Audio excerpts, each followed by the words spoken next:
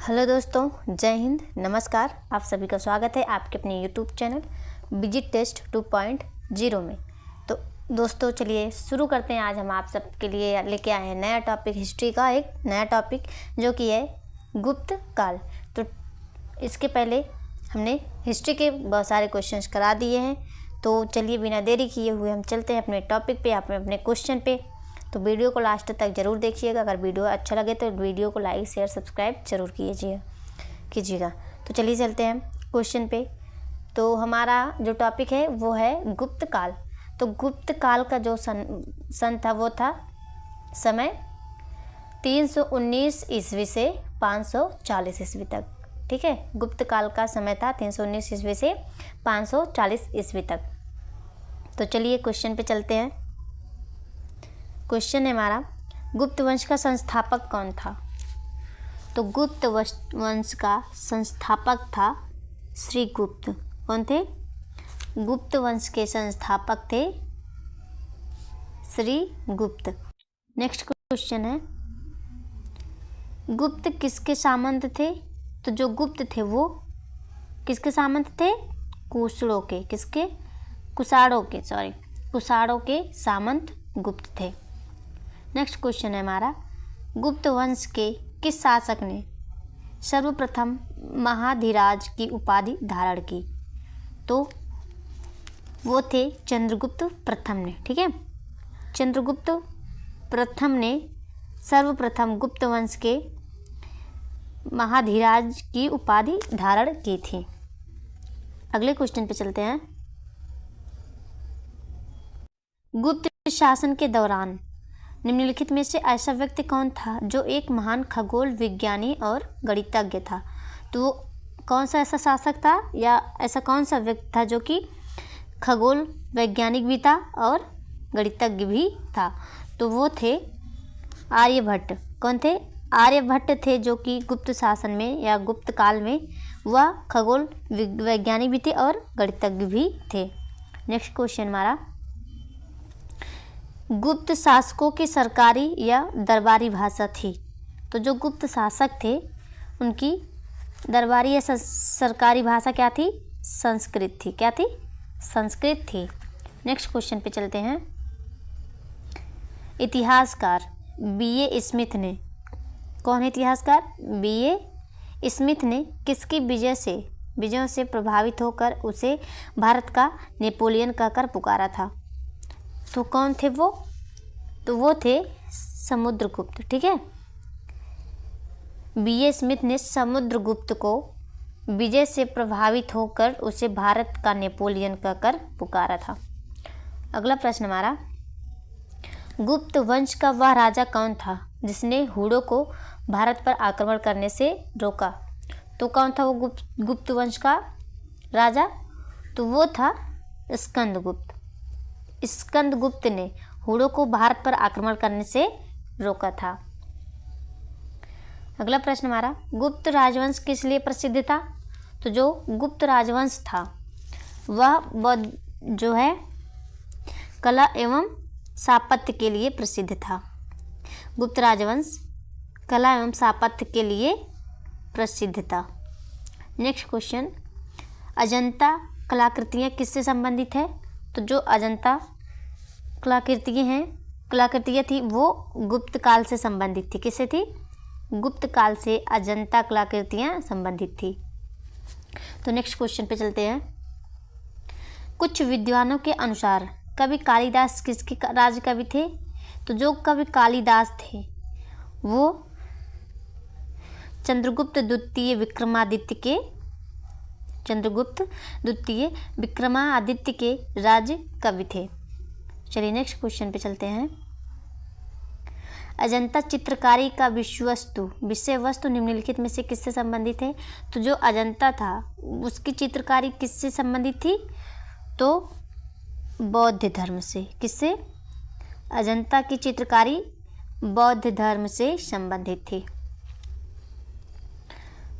उत्तर गुप्त युग में, ठीक है, उत्तर गुप्त है, ठीक है, उत्तर गुप्त युग में विश्वविद्यालय प्रसिद्ध हुआ था। वह था तो वह कौन सा विश्वविद्यालय था जो कि उत्तर गुप्त काल में प्रसिद्ध था? तो वो था नालंदा विश्वविद्यालय था जो कि उत्तर गुप्त युग में प्रसिद्ध हुआ था। यहाँ पे हमारा क्वेश्चन है, एरड़ अभिलेख का संबंध किस शासक से है? तो एरड़ अभिलेख का जो संबंध था वो भानुगुप्त से था। किससे था? भानुगुप्त से था। फाहवान किसके शासनकाल में भारत आया था? तो फाहवान जो है वो हर्षवर्धन के शासनकाल में, किसके? हर्षवर्धन के शासनकाल में फाहवान भारत में आया था। नेक्स्ट क्वेश्चन हमारा, भारतीय संस्कृति का स्वर्ण युग था। तो जो भारतीय संस्कृति था उसका स्वर्ण युग किसे कहा जाता था? तो चोल काल को भारतीय संस्कृति का स्वर्ण युग कहा जाता था। नेक्स्ट क्वेश्चन पे चलते हैं, फाहवान कहाँ का निवासी था? तो जो फाहवान था वो चीन का निवासी था। कहाँ का? वो एक चीनी यात्री था जो कि हर्षवर्धन के शासनकाल में भारत में आया था। नेक्स्ट क्वेश्चन, सेतुबंध का रचनाकार प्रवरसेन किस वंश का शासक था? तो जो सेतुबंध का रचनाकार था, सेतुबंध एक रचना थी, तो इसके जो रचनाकार थे प्रवरसेन, वह किस वंश का शासक था? तो वो वाकाटक का, किसका? वाकाटक वंश का शासक था। नेक्स्ट क्वेश्चन पे चलते हैं, किस गुप्तकालीन शासक को कविराज कहा गया? तो समुद्रगुप्त को। किसे? समुद्रगुप्त को गुप्तकालीन शासक को, या समुद्रगुप्त जो था वो गुप्तकालीन शासक था तो उसे कविराज कहा गया। नेक्स्ट क्वेश्चन, स्कंदगुप्त को किस स्तंभ लेख में सक्रोपम कहा गया? तो स्कंदगुप्त को क्या कहा गया? सक्रोपम। तो किस स्तंभ लेख में है? तो वो जो है काहौम स्तंभ लेख में है। किसमें? काहौम स्तंभ लेख में स्कंदगुप्त को सक्रोपम कहा गया था। अगला प्रश्न हमारा, श्रीलंका के राजा मेघवर्मन ने किस स्थान पर भगवान बुद्ध का मंदिर बनवाने के लिए समुद्रगुप्त से अनुमति मांगी थी? तो जो मेघवर्मन थे, राजा मेघवर्मन, उनकी इच्छा थी कि वे भगवान गौतम बुद्ध का मंदिर बनवाए, इसलिए उन्होंने किससे अनुमति मांगी थी? समुद्रगुप्त से। तो उन्होंने जो मंदिर बनवाना चाहा था तो उसने कहाँ बनवाया? बोध गया में। ठीक है, गौतम बुद्ध की मंदिर कहाँ है? तो वो बोध गया में जो है मेघवर्मन ने बनवाया था। किसकी अनुमति में? समुद्रगुप्त के अनुमति में। नेक्स्ट क्वेश्चन, मंदिर निर्माण कला का जन्म सर्वप्रथम कब हुआ? तो जब जो मंदिर बनने का जो निर्माण था वो सबसे पहले गुप्त काल में था। ठीक है, गुप्त काल में इस कला का सर्वप्रथम जन्म हुआ था। चंद्रगुप्त द्वितीय ने विक्रमादित्य की उपाधि कब धारण की? तो जो चंद्रगुप्त द्वितीय थे उन्होंने शकों का उन्मूलन करने के बाद विक्रमादित्य की उपाधि धारण की थी। गुप्त काल के सर्वाधिक लोकप्रिय देवता कौन थे? तो गुप्त काल में सर्वाधिक लोकप्रिय देवता विष्णु थे। कौन थे? विष्णु को गुप्त काल में सर्वाधिक लोकप्रिय देवता माना जाता था। चंद्रगुप्त द्वितीय ने अपनी किस विजय की खुशी में चांदी के विशेष सिक्के जारी किए थे? तो उन्होंने शकों को पराजित करने के बाद, ठीक है, उन्होंने जब शकों को पराजित किया था उसी के खुशी में उन्होंने चांदी के विशेष सिक्के जारी किए थे। मेहरौली, जिसे वर्तमान समय में दिल्ली कहा जाता है, तो गुप्त काल में या गुप्तकालीन में उसे मेहरौली कहा जाता था। तो मेहरौली स्थित लौह स्तंभ का निर्माण किस सदी में हुआ था? तो वह जो है चतुर्थ सदी में। कब हुआ था? चतुर्थ सदी में मेहरौली स्थित लौह स्तंभ का निर्माण हुआ था। फाहवान और ह्वेनसांग ने के राज्यों को देखा। तो यह दोनों जो विद्वान थे तो इन्होंने चंद्रगुप्त, विक्रमादित्य और हर्षवर्धन के क्रमशः राज्यों को देखा था। फाहवान और ह्वेनसांग ने चंद्रगुप्त, विक्रमादित्य और हर्षवर्धन के राज्यों को देखा था। नेक्स्ट क्वेश्चन, धनवंती थे तो धनवंती कौन थे? तो वो थे चंद्रगुप्त विक्रमादित्य के राज दरबार के नवरत्न में से एक, जो कि प्रसिद्ध चिकित्सक थे, धनवंती। ठीक है, तो यहाँ पे हमारा ऑप्शन भी सही होगा। अगला प्रश्न हमारा, गुप्तकालीन शासन प्रणाली किस प्रकार की थी? तो जो गुप्तकालीन शासन प्रणाली थी तो वह एक राजतंत्रात्मक प्रणाली थी। कैसी थी? एक राजतंत्रात्मक प्रणाली थी। अगला प्रश्न हमारा, फाहवान द्वारा रचित ग्रंथ फो कुओं की, ये उनकी ग्रंथ है। किसका? फाहवान द्वारा ये ग्रंथ था, ग्रंथ उनका है फो कुओं की, यह इनका ग्रंथ है।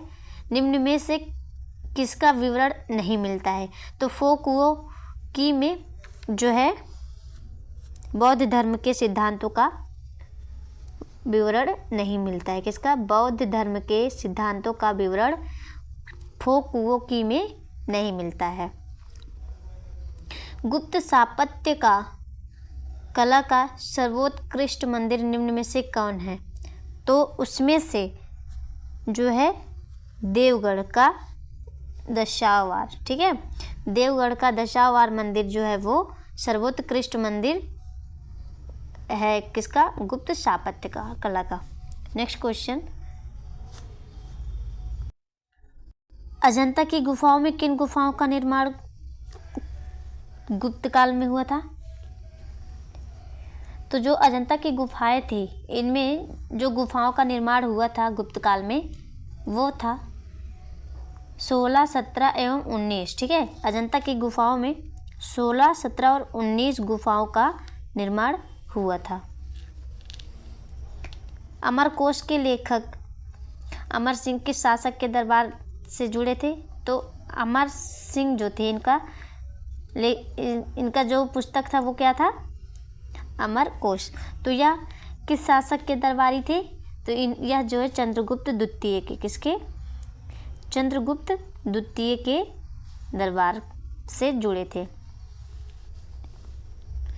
गुप्त संवत 319 से 320 को प्रारंभ करने का श्रेय किसे दिया जाता है? तो जो गुप्त संवत था उसे किसने श्रेय दिया था? तो उसे चंद्रगुप्त प्रथम ने। किसने? चंद्रगुप्त प्रथम ने गुप्त संवत को प्रारंभ करने का श्रेय दिया था। चंद्रगुप्त प्रथम ने गुप्त संवत का प्रारंभ किस उपलक्ष्य में किया था? तो उन्होंने अपने राज्यारोहण के स्मारक के रूप में, ठीक है, अपने राज्यारोहण के स्मारक के रूप में गुप्त संवत का प्रारंभ किया था। प्रयाग प्रशस्ति अभिलेख का लेखक हरिशेन किस शासक का दरबारी था? तो जो ये प्रयाग प्रशस्ति थी, ठीक है, यह एक अभिलेख है। प्रयाग प्रशस्ति एक अभिलेख है, तो इसके लेखक कौन है? हरिशेन। प्रयाग प्रशस्ति के लेखक हरिशेन हैं। तो यह किस शासक के दरबारी कवि थे? तो यह जो है समुद्रगुप्त के, ठीक है, यह समुद्रगुप्त के शासक समुद्रगुप्त जो थे उन्हीं के दरबारी थे हरिशेन। गुप्त काल को प्राचीन भारत का क्लासिकल युग क्यों कहा जाता है? क्योंकि व्यापार में अभूतपूर्व प्रगति के कारण या कला व साहित्य के क्षेत्र के अपने चरम उत्कर्ष पर पहुंचने के कारण, या प्रचुर मात्रा में स्वर्ण सिक्के चलाए जाने के कारण, या उपयुक्त सभी के कारण। तो यहाँ पे हमारे 4 ऑप्शन दिए हैं, तो इसमें से हमारा सही ऑप्शन है जो गुप्त काल को प्राचीन भारत का क्लासिकल युग इसलिए कहा जाता था क्योंकि वह कला व साहित्य के क्षेत्र में अपने चरम उत्कर्ष पर पहुंचने के कारण, ठीक है, कारण उसे क्लासिकल युग कहा जाता था। नेक्स्ट क्वेश्चन, सारनाथ के धमेख स्तूप का निर्माण किस काल में हुआ था? तो सारनाथ में कौन सा स्तूप है? धमेख स्तूप का निर्माण, तो वह जो है गुप्त काल में हुआ था। कब हुआ था? गुप्त काल में धमेख स्तूप का निर्माण हुआ था। गुप्त काल की सोने की मुद्रा को कहा जाता था। तो जो गुप्त काल में सोने की मुद्राएं होती थी तो उसे क्या कहा जाता था? उसे दिनार कहा जाता था। ठीक है, गुप्त काल में सोने की मुद्राओं को दिनार कहा जाता था। कुमार संभव महाकाव्य किस कवि ने लिखा है? तो ये क्या है? कुमार संभव क्या है? एक महाकाव्य है। तो उसे जो है कालिदास ने लिखा था। किसने? कालिदास ने कुमार संभव महाकाव्य की रचना की थी। नालंदा विश्वविद्यालय की स्थापना का युग है? तो जो नालंदा विश्वविद्यालय था उस विद्यालय का जो युग है वो है गुप्त युग। क्या है? गुप्त युग। गुप्त युग में भू राजस्व की दर थी। तो गुप्त युग में भू राजस्व की दर थी उपज का छठा भाग। ठीक है, उपज का छठा भाग गुप्त युग में भू राजस्व दर थी। नगरों का क्रमिक पतन किस काल की एक महत्वपूर्ण विशेषता थी? तो जो नगरों का क्रमिक या क्रमानुसार जो पतन हुआ, ठीक है, तो वह एक उसकी जो महत्वपूर्ण विशेषता थी वह थी गुप्त काल। ठीक है, गुप्त काल में ही नगरों का क्रमिक पतन हो गया था। किस वंश के शासकों ने मंदिरों एवं ब्राह्मणों को सबसे अधिक ग्राम अनुदान किया था? तो गुप्त वंश के शासकों ने। किसने? गुप्त वंश के शासकों ने मंदिरों एवं ब्राह्मणों को सबसे अधिक ग्राम अनुदान किए थे। अगला प्रश्न हमारा, दिल्ली के मेहरौली के कुव्वत उल इस्लाम मस्जिद के प्रांगण में स्थित प्रसिद्ध लौह स्तंभ किसकी स्मृति में है? तो यह जो स्तंभ बनवाया गया था तो वह चंद्र के स्मृति में। किसके? चंद्र के स्मृति में कुव्वत उल इस्लाम मस्जिद का निर्माण या उस प्रांगण में लौह स्तंभ का निर्माण हुआ था। कालिदास द्वारा रचित मालविकाग्निमित्र नाटक का नायक था। तो जो कालिदास द्वारा जो नाटक लिखा गया था वो क्या था? मालविकाग्निमित्र। तो वह जो है इस नाटक के नायक कौन थे? तो इस नाटक के नायक थे अग्निमित्र। कौन थे? अग्निमित्र इस नाटक के नायक थे। समुद्रगुप्त की सैनिक उपलब्धियों का वर्णन उसके किस अभिलेख में उपलब्ध है? तो जो समुद्रगुप्त के सैनिकों की उपलब्धियां थी वह जो है प्रयाग के, ठीक है, प्रयाग के अभिलेखों में उपलब्ध है। निम्नलिखित में से किस काल में स्त्रियों की पुरुषों से बराबरी थी? तो वह जो है गुप्त काल में। किसमें? गुप्त काल में जो स्त्रियां थी वह पुरुषों की बराबरी करती थी। ठीक है। कौन सा राजवंश हूणों के आक्रमण से अत्यंत विचलित हुआ? तो जो गुप्त राजवंश था वह जो है हूणों के आक्रमण से अत्यंत विचलित हुआ। तो दोस्तों हमारा ये लास्ट क्वेश्चन है। वीडियो अगर अच्छा लगा तो वीडियो को लाइक ज़रूर कीजिएगा, चैनल पर नए चैनल को सब्सक्राइब जरूर कीजिएगा। तो हमारा जो हमारा जो क्वेश्चन है वो है, निम्नलिखित में से कौन सा नाटक कालिदास ने नहीं लिखा था? तो उन्होंने जानकी हरण, क्या है? जानकी, यहाँ पे जानकी रण है तो यहाँ पे होगा जानकी हरण जो था वह कालिदास ने नहीं लिखा था। मालविकाग्निमित्र, अभिज्ञान शकुंतलम और विक्रमोर्वशीयम यह जो है कालिदास की रचना थी, पर जानकी हरण कालिदास की रचना नहीं थी। तो दोस्तों आज के लिए इतना ही। धन्यवाद। मिलते हैं नेक्स्ट वीडियो में।